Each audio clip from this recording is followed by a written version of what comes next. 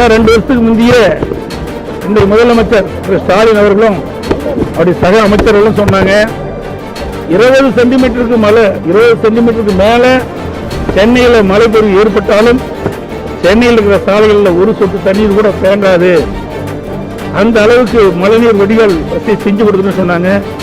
2 வருஷம் ஓடி போச்சு, இன்னும் சென்னை மாநகரத்தில் மழைநீர் வடிகால் பணி முழுமை நிறைவேற்றப்படவில்லை.